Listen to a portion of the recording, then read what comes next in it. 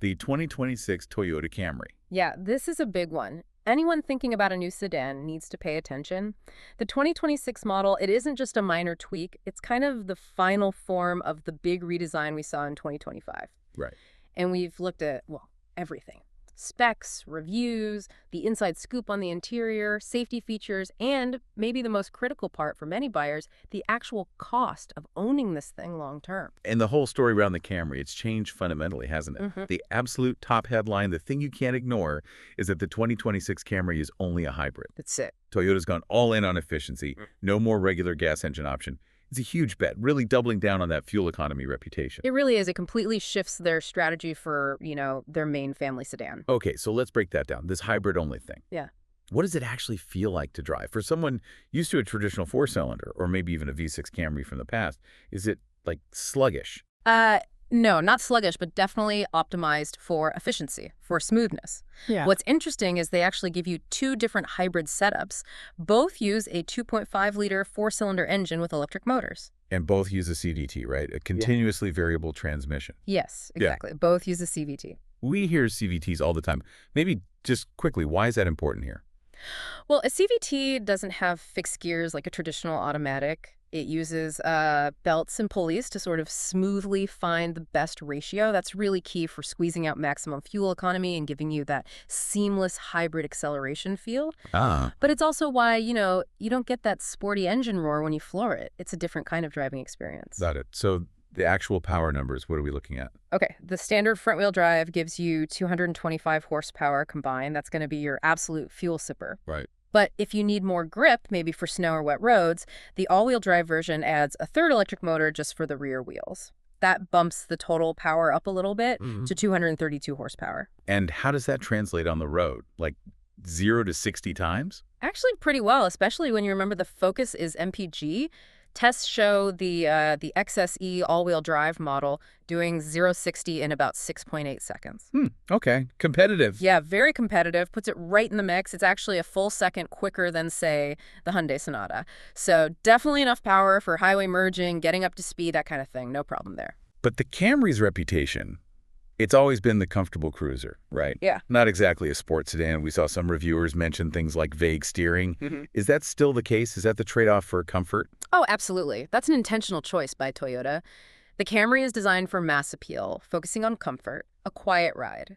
Now, the sportier trims, the SE, the XSE, and that new nightshade trim, they do get a slightly firmer suspension. Okay. That helps reduce body lean in corners a bit. But the steering itself, it's deliberately light, maybe a little numb feeling. They aren't trying to build a BMW rival here. They're building a super reliable, comfortable car for commuting, for long drives, something that won't tire you out. And honestly, a lot of drivers prefer that lighter steering feel. Okay, that makes sense. Let's talk about the big payoff then. Fuel efficiency. If someone's buying this purely for the MPGs, which model delivers the absolute best numbers? That would be the front-wheel drive LE trim. That's the undisputed efficiency champ.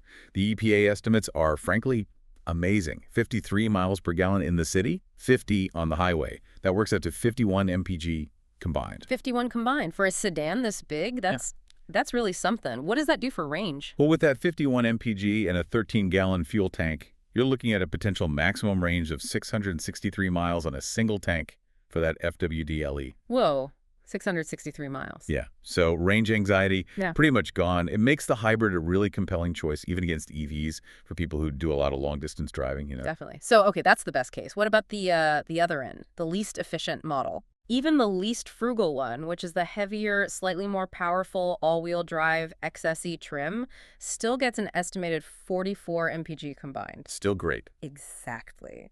The key takeaway for you, the listener, is that no matter which Camry hybrid you pick, you're getting class-leading or near class-leading fuel economy. All right, this is where things get really interesting for me inside the car, the cabin, the tech.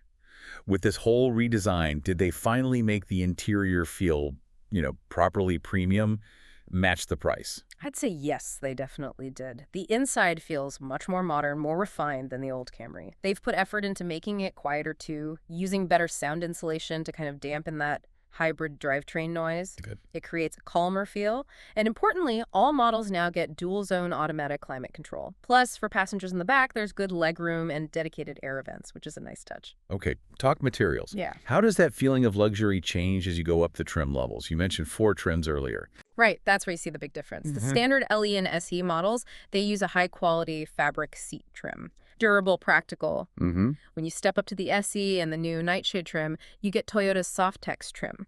That's a synthetic material, looks kind of like leather, it's really durable, easy to clean, and has a bit more of a sporty vibe. Okay, so what's the top tier? The XLE and XSE, what do they use? Ah, that's where you get into, like, near luxury territory.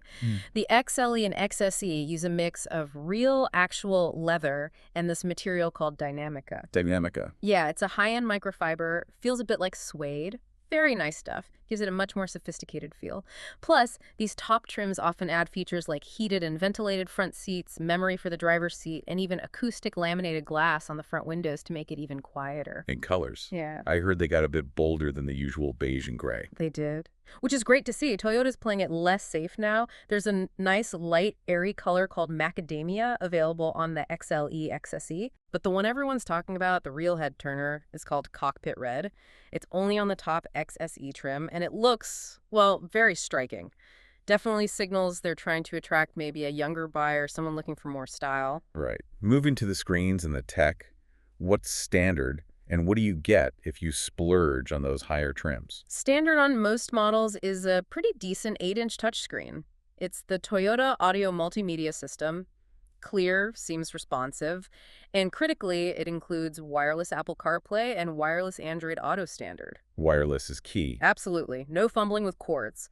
Plus, even base models are well equipped for charging. 5 USB-C ports scattered around, and a standard key wireless charging pad. Okay, so what's the big tech upgrade if you go for an XLE or XSE? You get a much bigger digital footprint. The center screen jumps up to a large 12.3-inch display, and that's paired with another 12.3-inch screen that replaces the traditional gauges behind the steering wheel. It looks very modern, very high-tech. That's a big difference visually. Huge difference. Those trims also get access to the optional intelligent assistant, where you can say, hey, Toyota for voice commands. And you can option up to a 9-speaker JBL premium sound system too. Gotcha. Okay, let's switch gears a bit. Safety, and then how that ties into the long-term cost, the value proposition. Yeah, they're definitely connected, especially with the Camry. So, safety first. The 2026 model comes standard across all trims with Toyota Safety Sense 3.0, TSS 3.0. Standard, not an option package. Standard. It's a really comprehensive suite of driver assist features. Huge selling point, particularly for families or anyone prioritizing safety. What's included in TSS 3.0 that's relevant for, like, daily driving? Well, you get the core stuff, automated emergency braking, and it can detect pedestrians and cyclists too.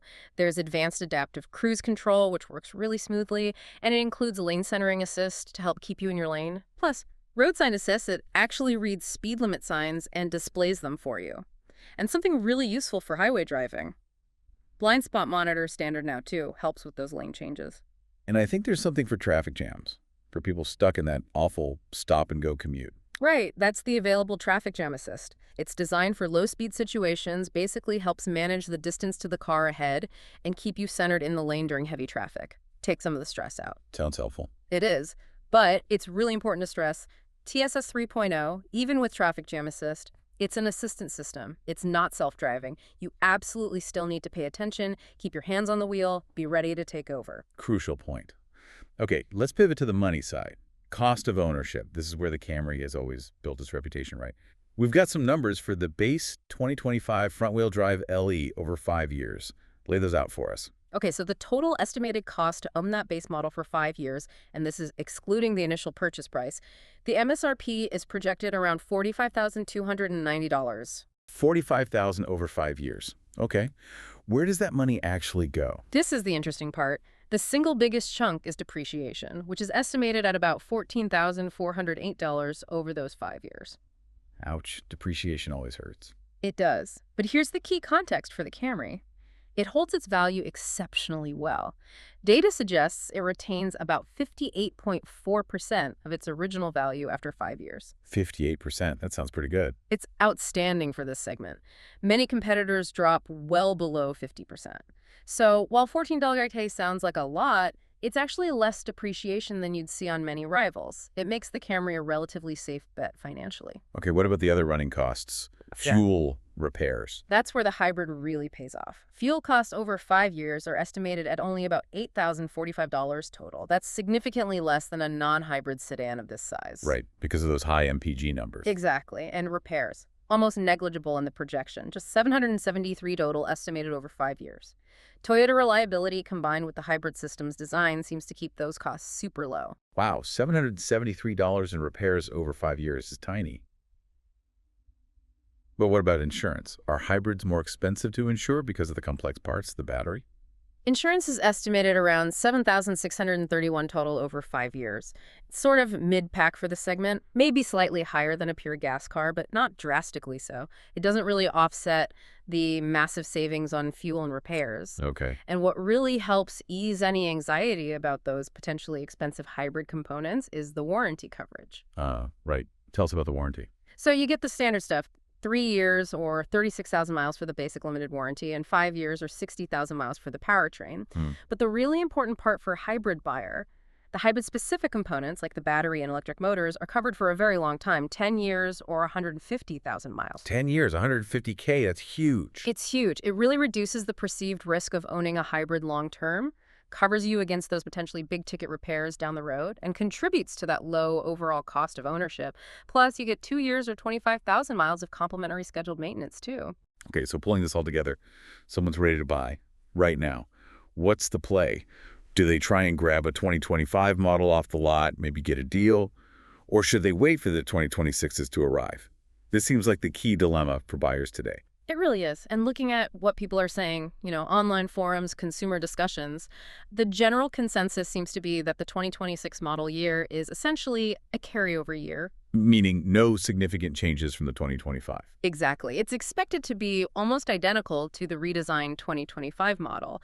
We probably won't see another major update like a facelift or anything until maybe the 2028 model year. So if they're basically the same car, what's the argument for waiting until, summer for the 2026 models? There are basically 3 points for waiting. First, slightly better resale value down the line. Just having that 2026 on the title instead of 2025 usually means it holds its value marginally better years later. Okay, makes sense. Second, potential minor fixes.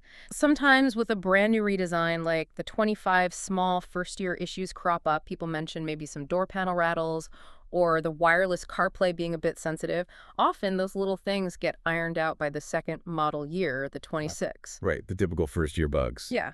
And third is style options. If you really want that new nightshade trim or the dark Cosmos paint color, those are only coming for 2026. But hold on, if the cars are fundamentally the same, and dealers might be offering discounts, maybe even significant ones, to move the remaining 2025 inventory, doesn't that immediate saving outweigh those minor potential benefits of waiting? That's precisely the argument for buying a 2025 now. You might find some really good deals, incentives, maybe lower financing rates as dealerships clear out the 25s before the 26s land, which should be, late spring or maybe by August. Yeah. If you can save, say, $1,500, $2,000 upfront on a 2025, that immediate cash saving could easily be worth more to you than a slightly higher resale value 5 years from now on a 2026.